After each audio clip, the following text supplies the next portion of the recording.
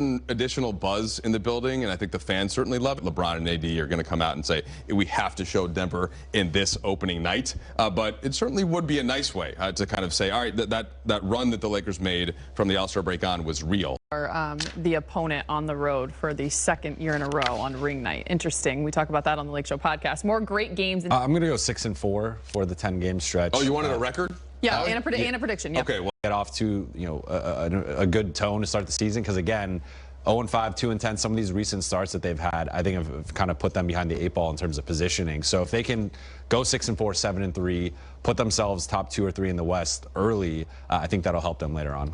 I'll grab 7-3 from you. I think the rise that he has and can help carry some of that action early in the season. So even with a tough schedule, I think the Lakers will be clicking on cylinders, and 7-3 is a good number. Especially when you look at the latter half and the end stretch for the Lakers, which we're going to dive into later in the show, getting off to a better start.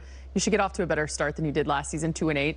No doubt about it anyways, but it'd be nice for the Lakers to do that this season. We finally get to see. It doesn't. It's not as effective. Oh, okay. I wasn't sure. All right, okay, have we tried this before? And it's almost like a weird metaphor with the glass and injuries, and so the Lakers. So the fact that they're all playing right away, will it tell us something? Yes. Will that end up being like what for the Lakers just in terms of the continuity? But Bradley Beal's a real player. He's been kind of chilling a little bit the last 2 years after averaging 31 points 2 years ago. So I think that right away, like getting a sense of how formidable not just Phoenix, but like Denver is going to be in week 1 of the NBA season, it should be something that fans can be excited for. Let's skip all the way to the end of the NBA season, because if playoff standings later on.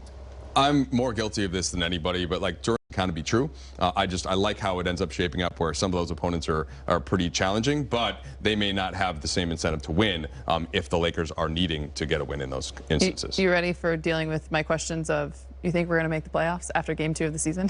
I'm ready for it, and I expect to see you downtown at the arena, and we'll just get that out of the way before the pregame show starts. Say it louder. Me too. Straight ahead on Access. The date is set for